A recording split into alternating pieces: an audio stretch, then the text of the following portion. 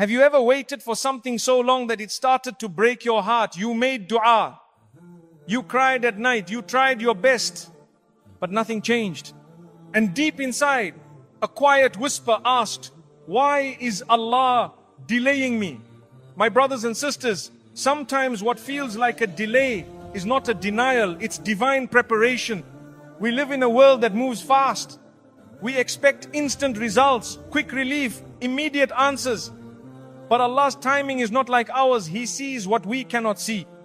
And He knows what your soul needs even more than what your heart wants. That job you didn't get, that person who walked away, that dream that hasn't come true yet. What if that delay is actually saving you? The Qur'an reminds us, indeed Allah is with the patient. Surah Al-Baqarah 2, 153. And being patient doesn't mean doing nothing. It means trusting silently, walking with hope, and believing that even the silence is filled with Allah's mercy.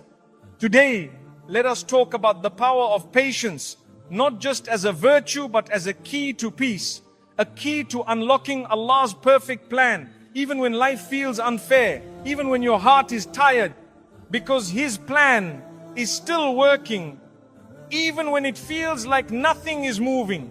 Why patience feels so difficult in a fast world? In a world of instant messages and one-day deliveries, we've been conditioned to believe that anything worth having should come quickly. We tap a screen and expect results. So when Allah asks us to wait for healing, for answers, for change, our modern hearts struggle. Patience feels unnatural, even frustrating. But the truth is, it's not because you're weak. It's because we've been trained to value speed over stillness and reaction over reflection. We scroll through social media and see people achieving what we are still praying for. Marriages, careers, health, happiness, it all seems to be happening for others. And deep down we wonder why Allah hasn't moved for us yet. But what we forget is that online timelines are not divine timelines. What you see in seconds may have taken others years of struggle. Allah's plan doesn't follow hashtags, it follows your heart and your growth. The Prophet Muhammad ﷺ waited 13 years in Mecca under pressure, persecution and pain before the path to Medina opened. Prophet Yusuf alayhi salam was imprisoned for years before his name was cleared and his position elevated. These were not delays, they were divine preparations. They weren't being forgotten, they were being prepared. And their patience became part of their legacy. Today, patience is misunderstood. It's often mistaken as passivity, like waiting on a couch for something to magically appear. But true Islamic patience is active. It's trusting Allah while still making effort. It's praying while still trying. It's crying at night and then getting up to face the day again. It's a beautiful blend of surrender and striving, and it is one of the most powerful forms of worship. Our generation finds it hard to wait because we equate waiting with failure. If something doesn't happen quickly, we assume it's not happening at all. But Allah reminds us in the Qur'an, indeed the patient will be given their reward without account. Surah Az-Zumar 39:10. That means your patience isn't just respected by Allah, it's rewarded beyond measure even before the outcome arrives. We must unlearn the idea that speed equals success. Some of the most powerful changes happen slowly. A tree doesn't grow overnight. Rain doesn't fall instantly. Healing takes time. And so does divine wisdom. Just because your miracle hasn't appeared yet doesn't mean it isn't already on the way. It may be growing underground in silence until it's time to bloom. When life slows down or even feels stuck, it's easy to panic. We feel the need to do something, anything, to escape the discomfort. But sometimes Allah puts you in a season of waiting so your soul can catch up, so your heart can realign, so your priorities can reset. If you rush this part, you might miss the lesson and arrive at the destination spiritually unprepared. The challenge of patience isn't just in the waiting, it's in what we tell ourselves while we wait. Shaitan whispers, it's not working, you're being ignored, you're wasting time. But Allah says, so be patient. Indeed, the promise of Allah is truth. Surah Ar-Rum 30:60. What's more true, the doubt in your head or the word of your Lord? It's okay to feel tired. Even the most patient believers felt waves of weakness. But they didn't give up. They cried, they prayed, they endured, and they were elevated. The real beauty of patience is not how strong you are, but how gently you return to Allah every time you feel like breaking. Your tears are not signs of defeat. They are signs of faith still alive. We often say, be patient, your time will come. But Islam teaches us that the time itself is a test. How you wait matters. Are you bitter or trusting? Are you distracted or reflective? Are you complaining or remembering?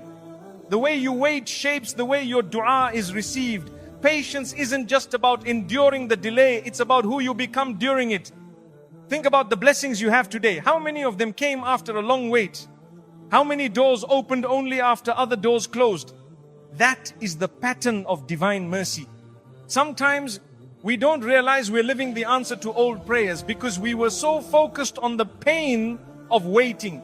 What you called delay back then might be your biggest blessing now. So if you're waiting now for love, for healing, for direction, know this, you are not alone. You are not being punished. You are being held by the most merciful. And one day, what feels like a burden will become your strength. One day, what you call delay will become your story of how Allah showed up in His perfect way, at His perfect time. Be patient. Trust the plan. The wait is not in vain.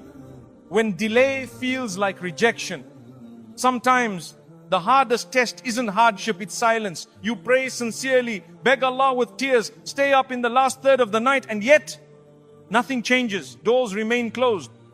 Answers feel delayed. And a quiet voice in your chest begins to whisper, maybe Allah isn't listening. But dear soul, silence from Allah is not rejection, it's redirection, protection, and sometimes even elevation. Rejection feels final. But Allah is not like people. When humans say no, it often means go away. But when Allah delays something, it may mean, not now, my servant, I have better for you. We forget that Allah's names include Al-Hakim, the most wise. And wisdom sometimes looks like unanswered prayers, not because He didn't hear you, but because He heard what your heart truly needs more than what your tongue is asking for. Have you ever wanted something so badly, only to discover later that it would have harmed your peace or distracted your purpose? At the time it felt cruel that you didn't get it. But now, you look back and whisper, Alhamdulillah, it didn't work out. This is the mercy of delay. A divine no that was really a hidden yes, a yes to something better, deeper, more lasting, even if it arrives on a different timeline than you plan. We live in a world where speed is everything. And so, when we are asked to wait, especially by the one we turn to for hope, it feels unbearable. But in the Qur'an, the most beloved servants of Allah were tested not just with hardship but with delay. Prophet Ayub waited through illness. Prophet Yaqub cried for years over his son. Prophet Musa wandered in uncertainty. None of them will reject me what I want right now. Will I still trust Him? Will I still make dua, still pray, still believe? This is where real faith is forged. Not in the comfort of answers, but in the ache of the wait. You see, Shaitan wants you to interpret silence as abandonment. But Allah says in Surah Baqarah, indeed Allah is with the patient, not just watching you from afar with you.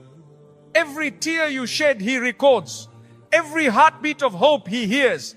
When nothing seems to be moving in your favor, Allah is moving things in your soul, polishing, cleansing, preparing.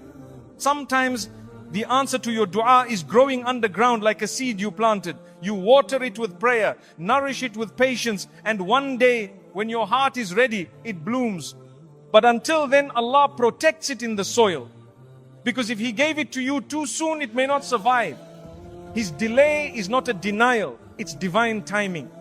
Think of Prophet Yusuf alayhi salam, thrown into a well, sold as a slave, imprisoned unjustly, all before he became a leader of Egypt.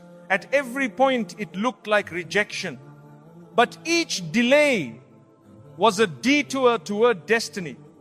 What seemed like abandonment was actually divine arrangement. His story wasn't paused, it was being written with precision. When you feel delayed, ask yourself, what is Allah growing in me?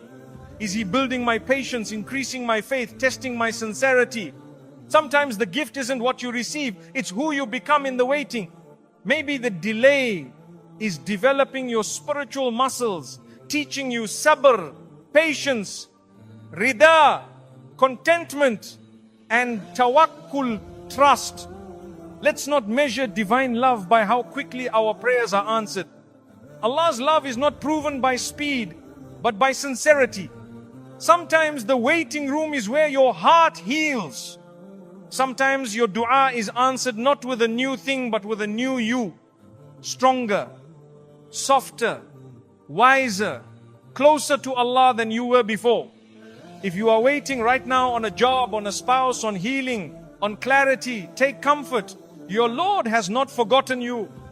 Your voice has not gone unheard. The angels are writing, and your patience is planting light on your path. The delay is not the end of your story. It might be the chapter where your soul is most seen by the most perfect way. Quranic stories of waiting with faith. One of the greatest comforts in the Qur'an is this: even the most beloved of Allah had to wait. They waited not because Allah forgot them, but because He was preparing them. These weren't ordinary people, they were prophets. Yet they faced delays, darkness, and deep trials. Their stories teach us that waiting is not a sign of weakness, but a sign of divine attention. Take Prophet Ayyub Job alayhi salam. His body was afflicted, his wealth stripped away, his family taken, and yet not once did he complain. For years he bore his pain in silence. And when he finally called upon Allah, it was not in anger but in humility. Indeed, adversity has touched me, and you are the most merciful of the merciful. Surah Al-Anbiya 21:83. His patience wasn't passive. It was a form of worship. Look at Prophet Yaqub alayhi salam. He lost his beloved son Yusuf, and for years he mourned in silence. His heart remained attached to Allah, not because he saw evidence of return, but because he believed in Allah's promise. He said, I only complain of my suffering and my grief to Allah. Surah Yusuf 12:86. His tears did not mean doubt, they were a reflection of deep faith. Prophet Joseph alayhi salam was betrayed by his own brothers, thrown into a well, sold as a slave, and imprisoned, all before his dream finally came true. Imagine being punished for your innocence. Imagine sitting in a prison cell, forgotten by the world, yet still trusting Allah's plan. His patience wasn't just about enduring, it was about trusting the unseen good in every delay. Prophet Moses alayhi salam waited years in exile after fleeing Egypt, unaware that this very isolation would prepare him for his greatest mission, to face Pharaoh. His story reminds us that sometimes the delay is for training. You're not being left behind, you're being strengthened.